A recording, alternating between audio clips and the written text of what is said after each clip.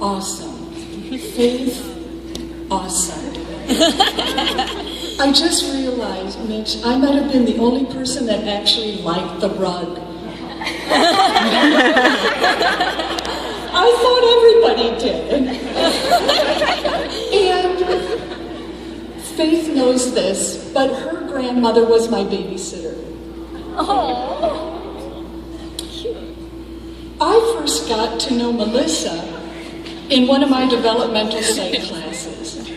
And toward the end of the semester, I mean, we go right from birth to old age and death. It's a great class. And we're getting toward the end of the semester, and we're talking about old age and the importance of staying active. And I said, okay, full disclosure, I don't really exercise anymore. Not that I'm getting old or anything, but you know, I don't stay active. I don't exercise. And later, Melissa said to me, I'll be your walking partner.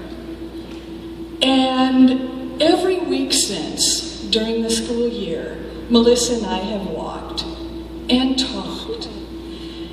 And I've gotten to know an amazing young woman who loves the Lord dearly, who hangs on to Him tightly even in the rough times, and who cares for other people deeply. Her passion is for ministry with children, and she's been doing that for many years, and I know will do that for many, many more years. But she also cares deeply for other people, especially people who suffer. She puts that care into action. Just one example of that is Melissa has consistently visited a former co-worker of hers who has been dealing for months with cancer. Melissa takes her to chemotherapy, helps her in and out of the car when her family can't. And she just is there with her to show the love of Jesus. Melissa's a great blessing to me, great blessing to many. Please welcome Melissa Cripps.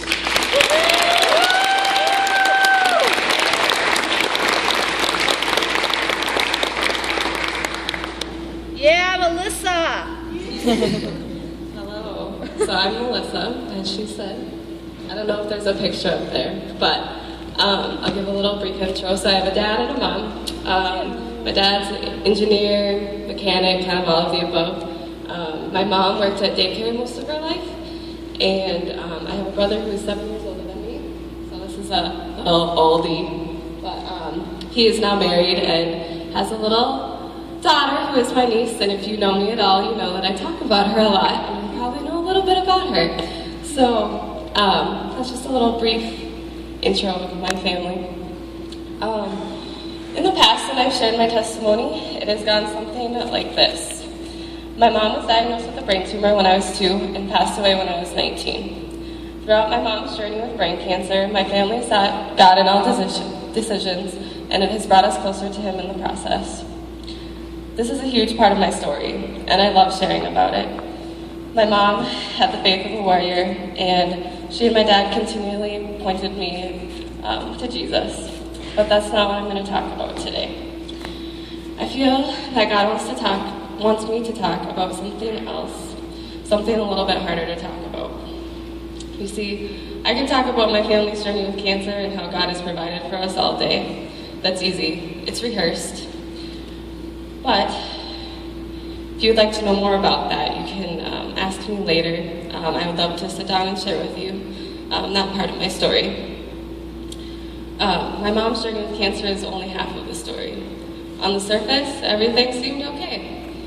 We learned how to function and do life. Many people actually didn't know my mom had a brain tumor because she continued to work and live life. As I said, my mom was diagnosed when I was 2 years old. Through prayer and many considerations, my parents decided to go ahead with brain surgery. And this surgery took place when I was 4.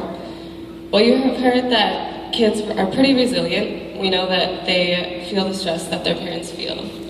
Between the ages of 4 and 5, I put on approximately 20 pounds. My mom thought that something was wrong with my thyroid. However, she brought me to the doctor and that was ruled out. The only explanation that I can think of is that between my mom's surgery and getting ready to go to all-day kindergarten by myself, away from her, it had put a lot of stress on me. I think this is when I started to eat emotionally. This trend continued throughout elementary school and middle school as I had many friend transitions. When I was angry, I would make a snack. If I was sad, I would eat something. Now, I can't say that I gained weight solely because of my emotions, because I also had acquired a taste for ramen noodles and macaroni and cheese, and to this day, I'm still a sucker for sweets, especially peanut butter and chocolate, just in case you wanted to know that.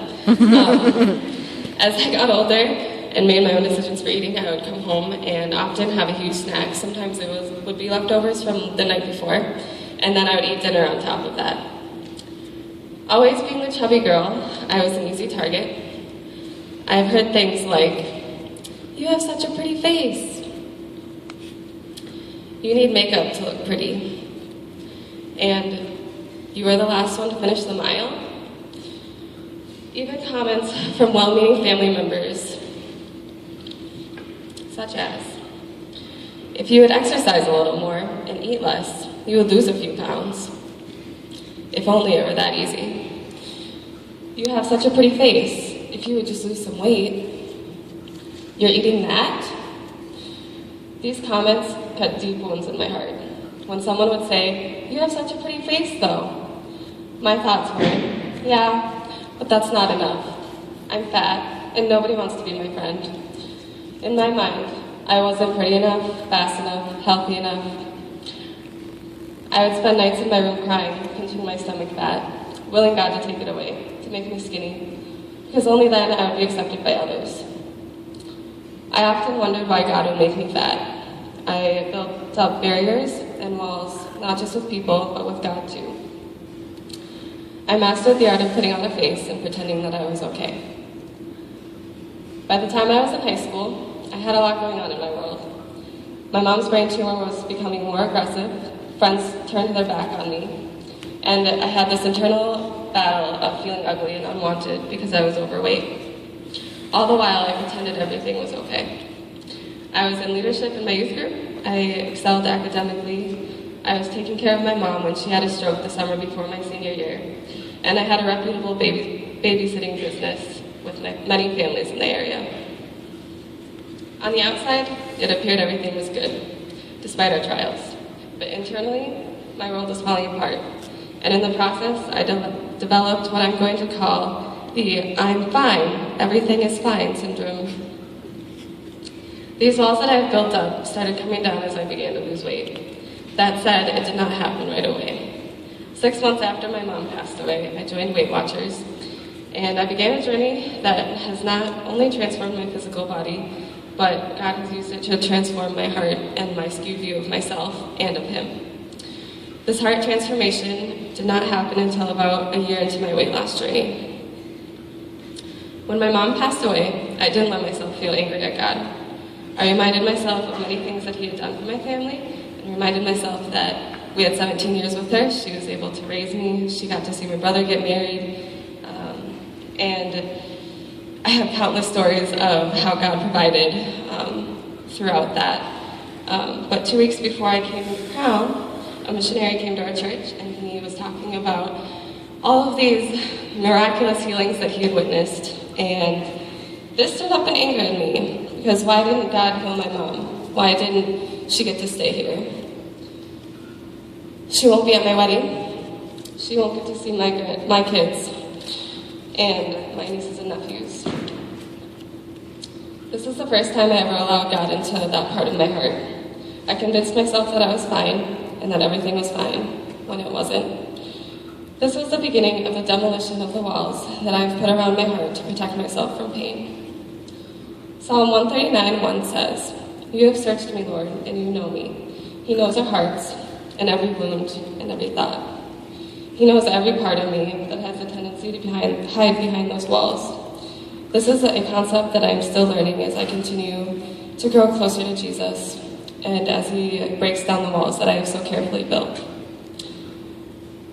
An example of this, a few weeks ago, my friend Heather noticed that something was bothering me. She said, "What's going on, Melissa?" And I said, "Oh, nothing, it's fine." She goes, "Melissa, I'm starting not to believe you when you say that." And this hit me really hard, because here I am again, putting up walls and stuffing my feelings inside. God is still working on me, and I'm still working on letting my guard down. Part of that is through my friends, who know me and know that when I say it's fine, there's probably a 90% chance that I'm not.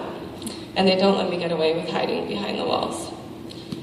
When I came to Crown, I was excited to start a new chapter in my life and pursue children's ministry, and to meet new people and develop friendships.